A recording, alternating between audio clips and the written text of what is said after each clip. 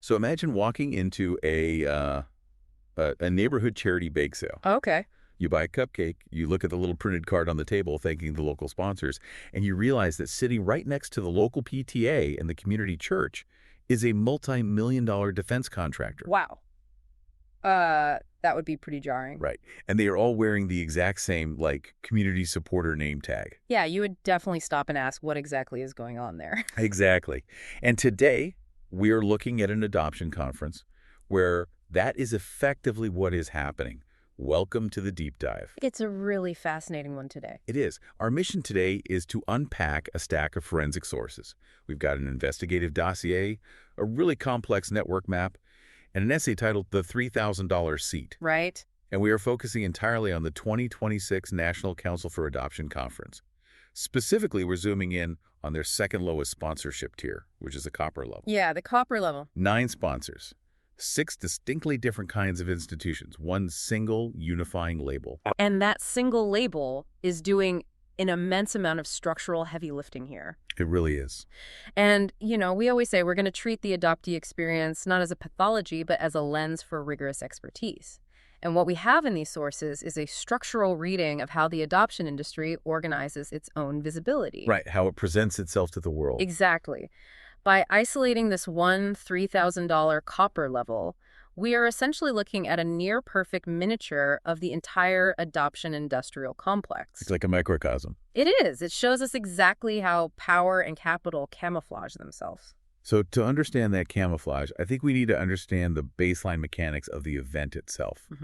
Like, what does $3,000 actually buy you? Right, the actual physical transaction. Yeah, a $3,000 seat at a national conference typically buys you, well, the cheapest seat with a name attached to it. Pretty standard. Yeah, you get a listing on their digital platforms, some signage, a quarter-page ad in the program, a table in the exhibit hall, and, like, a couple of free registrations. Which, if you are listening to this and you've ever been to a professional conference, you know this tier. Oh, absolutely. You expect it to be a grab bag of small local agencies or minor vendors. Right, the local bake sale sponsors. But when we dig into the forensic dossier for this 2026 conference, the sheer diversity of the 9 copper sponsors is, it's jarring. It really is. They are all hiding behind a unified badge that presents them as a single, warm adoption community. And the best way to understand the severity of this camouflage is to look at how it scales up. Okay, let's do that. So we can start by establishing the baseline of this erasure by contrasting 2 entities sitting literally side by side at this tier. Right. First, we have what most people naturally picture when they think of an adoption conference sponsor, which is the traditional agency. In this case, the Adoption Center of Illinois. Right, and the dossier notes they are a Hague-accredited, state-supervised 501c3 nonprofit. Exactly. And let's just pause on the term Hague-accredited for you listening, because it is doing a lot of work there. A lot of heavy lifting, yeah. That means this agency is bound by strict international treaties specifically designed to prevent child trafficking. Great. They are heavily scrutinized. They sit under direct regulatory supervision via the Illinois Department of Children and Family Services. They've been placing children since 1988. It is a highly regulated environment. It is. And structurally, it's notable that they actually downgraded their sponsorship. Oh, right, the financial shift. Yeah, they were a gold sponsor in 2021, bronze in 2025, and now copper in 2026, which is a license placement agency adjusting its marketing spend, right? That hints at institutional financial realities that are rarely spoken out loud on a cheerful sponsorship page. Right, the belt tightening is visible if you look closer. Exactly. But the real friction happens when you look at who is sitting next to them. Yes. Wearing the exact same copper badge is an entity called A Step Ahead Adoption Services. And according to the forensic records, A Step Ahead is a totally different operational beast. Completely different. They aren't a nonprofit at all. They are an S corporation registered in Colorado. Right. And for those unfamiliar, an S corp is just a standard, unaccredited for-profit business structure with shareholders. Yep. They are a for-profit consultancy charging prospective parents a flat fee of $3,800. Which is more than the cost of the sponsorship itself. Right. Yet they are sponsoring right alongside a heavily regulated charity, and the conference's public materials do absolutely nothing to disclose that for-profit status. And this is the baseline of the erasure. You have a commercial vendor occupying the exact same visual and moral space as a state-regulated charity. Right, they look identical on paper. Exactly. The public looking at that list assumes an equivalence that simply does not exist. They just see supporter. Right. The badge flattens the distinction between a state-supervised nonprofit and an unaccredited business. But that camouflage scales up dramatically when we move from local consultancies to the systemic, multi-billion-dollar level. Which brings us back to the multi-million-dollar defense contractor analogy. It does. Because it sounds hyperbolic until you look at the sponsor named Binti. Yeah, Binti is not a local agency. No. They are a venture capital-backed tech giant. Right. They are a for-profit software company who has raised $60 million from venture capital funds. The dossier highlights that just in March 2026, they received a $3 million direct investment from Pivotal Ventures. Which is Melinda French Gates' fund. Exactly. And the scale of Binti's operation is staggering. The investigation estimates that Binti handles between 47 and 49% of the entire United States foster and adoption caseload. Almost half. Almost half. Half of the state child welfare infrastructure runs through their proprietary software. Wow. And to capture that much of the market, they sell into government contracts using a reseller called Carasoft. Right, and Carasoft is the exact same government tech distribution channel used to move surveillance and defense-adjacent software into federal procurement. We are talking about massive public contracts here. If you are a taxpayer listening to this, your local government is likely using your tax dollars to pay for Binti's software. That's a sobering thought. It is. Binti is operating deep inside state adoption infrastructure, managing the most sensitive family data imaginable. Yeah. And here they are, turning around and using some of that revenue to sponsor the very lobby, the National Council for Adoption, that shapes the policy environment their public contracts rely on. What's fascinating here is that mechanical loop. Yeah, break that down. A tech company captures state infrastructure, profits from public money, and funds an advocacy group that lobbies the state. Wow. And yet on the conference floor, Binti is presented simply as another copper sponsor, virtually indistinguishable from the local Illinois agency. It is a profound level of institutional flattening. It really is. And it gets even more complex when we look at how this label absorbs moral and religious mandates, right alongside venture capital. Right. Because the dossier points us to a sponsor called Both Hands. Yes. Both Hands represents a completely different vector of the industry. Okay. They are a 501c3 religious nonprofit whose entire operational model is built around a biblical mandate. Right, specifically James 1.27 about caring for the widow and the orphan. Exactly.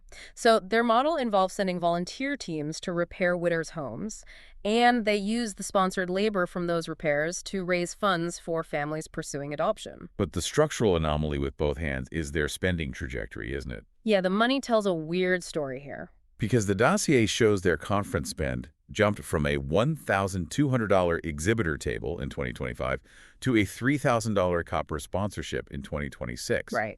That is a 250% increase in advocacy spend from an organization whose entire public identity rests on taking zero administrative fees for itself. It's a huge jump. It is. Furthermore, the network map traces their founder's origin narrative directly back to a fundraising letter from Bethany Christian Services, which ties them deeply into the historical roots of religious adoption agencies. Right. So by grouping Binti, a step ahead, and Both Hands under a single copper badge, the architecture completes its primary function. Which is what? The badge itself does the work of erasure. It shields these incredibly distinct motives, whether that motive is capturing government data contracts, securing consultancy profits, or fulfilling a religious mandate under one unexamined umbrella. Just a single line of logos. Right. It allows the industry to present itself as a unified community rather than a fragmented set of competing, highly commercial, and deeply ideological interests. And that is the ultimate utility of the label. The public sees the badge and assumes a shared charitable mission. Exactly. They don't see the venture capital. They don't see the flat fees or the political lobbying. But the architecture of silence outlined in these sources doesn't just camouflage different corporations under one badge. No, it goes further. Right. Sometimes it allows the exact same entity to sponsor the conference twice, completely undetected. Right. This is where we get into the mechanics of bad bookkeeping. The most glaring anomaly in the entire network map is the relationship between two specific sponsors, Let's hear it. CCAI and the Park Adoption Community Center. Okay, so CCII stands for Chinese Children Adoption International. Right. They're an active intercountry placement agency, and the records show they were a copper sponsor at this conference in 2025. Yep, in 2025. Then, in 2026, a new copper sponsor appears, the Park Adoption Community Center. Right. The park is known for post-adoption programming, cultural events, and organizing, like birth province tours out of Denver. On paper, they look like two distinct community supporters in consecutive years. But the forensic reality is that the park operates entirely under CCAI's exact same 501c3 tax license. Wait, really? Yes. This is a practice known as fiscal sponsorship, where a subsidiary or an initiative uses the tax-exempt status and legal structure of a parent organization. Oh, I see. So the park is, for all legal and financial purposes, CCAI wearing a different hat. Wow. It is a textbook case of related party concealment. Meaning they essentially sponsor themselves twice under different names in consecutive years, and the conference simply logged it on their materials as two completely separate acts of generosity. Exactly. There was no disclosure, no footnote, no asterisk connecting the 2025 sponsor with the 2026 sponsor. That's wild. For you listening, imagine a single corporation donating to a political campaign under two different subsidiary names to look like a broader coalition of support. Right. It totally distorts the reality of who is funding the room. And the author of the essay introduces the concept of the architecture of silence to explain exactly this phenomenon, because this kind of concealment does not require a villain. Right, it's not a movie. Exactly. We don't need to imagine a grand smoky room conspiracy where executives are actively plotting to deceive the public. The concealment simply requires the absence of a form. The absence of a form, that is a brilliant way to frame it. It really gets to the root of it. Because if you don't require basic bookkeeping, if there is no intake form, forcing a sponsor to state their entity type, their ownership structure, or their prior year identity, then concealment becomes the default state of the system. Yes. The architecture of silence relies entirely on the fact that nobody is asking the question. Just don't ask, and everything looks fine. Right. And the dossier highlights other entities thriving in that exact silence. Like who? Well, we see TrueLink Financial, which is another VC-backed for-profit. Okay. A casual observer might assume they offer general financial services. But the forensic correction proves they market a very specific birth mother fund management product directly to adoption agencies. Oh, wow. Yeah, that is a highly specialized, sensitive intersection of finance and child welfare, just tucked away behind a generic logo. Right. We also see Cradle at Hope Adoption Center listed. Yes. They are a nonprofit operating active state-to-state placement channels with foreign adoption authorities in China and Kazakhstan. Right. Vastly different geopolitical operations, same $3,000 badge. Exactly. The label flattens international diplomacy, specialized finance, and local post-adoption support into a single, easily digestible image of philanthropy.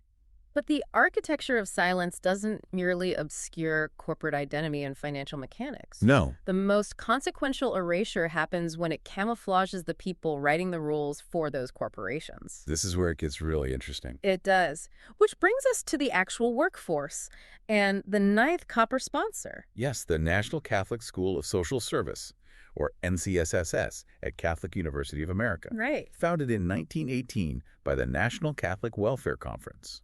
This isn't an agency or a tech company. It is a religious academic institution. But it is an institution that occupies a massive structural choke point in the adoption sector. How so?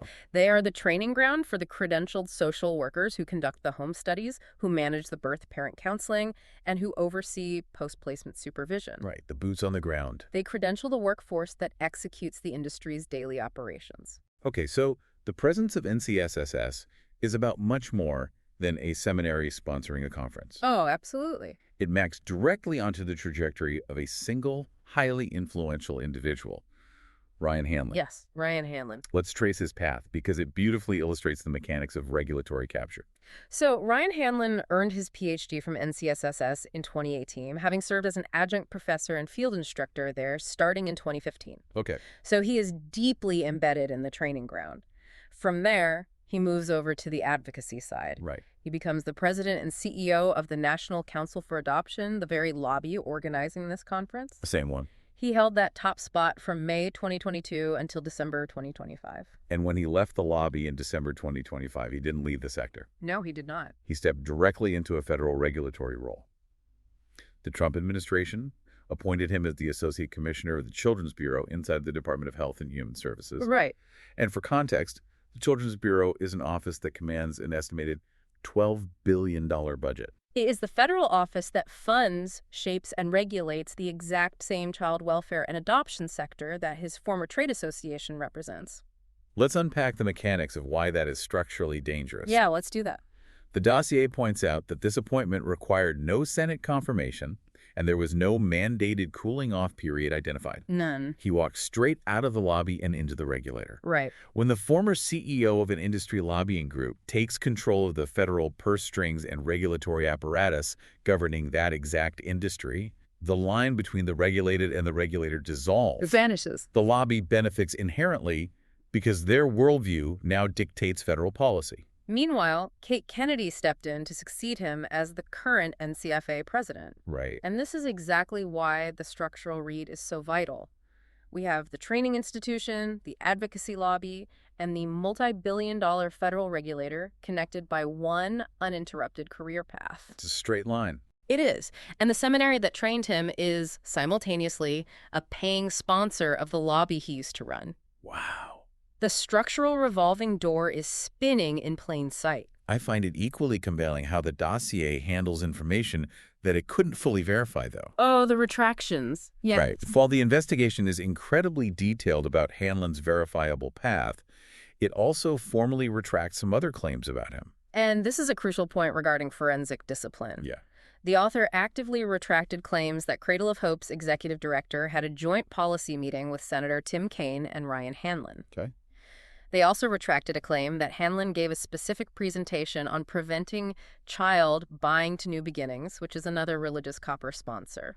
And it takes discipline to retract a claim that fits your narrative so perfectly, just because the primary sources aren't solid. It really does. But that is the essence of a post-tragic analysis. We don't need rumors. No. We don't need to lean on unverified meetings to prove a point.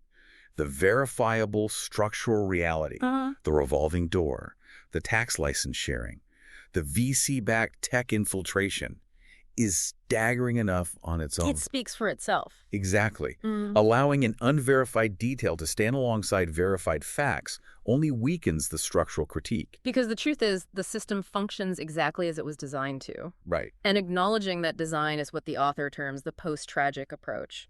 It is clear-eyed about the harm and the opacity, but it refuses to surrender to despair. That concept really resonated with me. Yeah. Yeah, because looking at this adoption industrial complex, it can produce a real sense of exhaustion. The essay captures this perfectly. It talks about the flatness that comes from proving over and over again that what you feared was true is in fact true. Yeah, that's heavy. It is deeply draining to realize that the label masking, venture capital, for-profit consultancies, and federal regulators all shaking hands in the same room isn't an accident. It's the business model. But the essay doesn't leave the reader in that state of exhaustion. No, it demands a pivot. Yes. The realization that this opacity is a design choice is actually empowering. How so? Because it is sustained by bad bookkeeping, which means it can be dismantled by good bookkeeping. Oh, I like that. The architecture of silence is not a law of physics. Right, we can reclaim agency by demanding the forms. Exactly. Demand the forms. Demanding a disclosure requirement that forces a sponsor list to state its entity type, its ownership structure, and its prior year identity is not a radical request. No, it's very basic. It is the bare minimum of institutional transparency. We have the right to know if the sponsor presenting as a community advocate is actually a for-profit S-corp or a VC-backed tech company profiting from tax dollars. And naming what the label hides strips the label of its power. Yes. The goal isn't just to point out the novelty of a defense contractor at a bake sale. The goal is to establish a baseline expectation of accountability. Right. As the essay states, a badge, unlike a person, has no defense when you take it off. Wow. You don't need the system's permission to keep the record straight. The 9 names on that copper tier aren't the whole story. Not at all. The badge that flattens them into one single digestible narrative? Yeah. That's the story. Exactly. And we have the tools to pull that badge off. So if you are listening to this and you want to understand the full scope of this investigation, I highly encourage you to read the full essay of the $3,000 seat and examine the network map for yourself. Well, it's definitely worth your time. It is a masterclass in treating the adoptee experience with the intellectual rigor it deserves. It really provides a necessary framework for reading any industry that relies on sentimentality to shield its economic realities. Absolutely. And as we wrap up this deep dive, I want to leave you with a final thought to mull over. Let's hear it. We've just spent this time dissecting how a single $3,000 conference badge successfully camouflaged a venture-backed government contractor handling half the national caseload, an unaccredited for-profit consultancy, and the seminary training ground for a federal regulator, all under the warm guise of a single community. Yeah, quite the list. It is. So if the adoption industry can organize its visibility this efficiently, my question to you is, what other multi-billion-dollar social service sectors in our society are currently hiding behind a similarly unexamined label?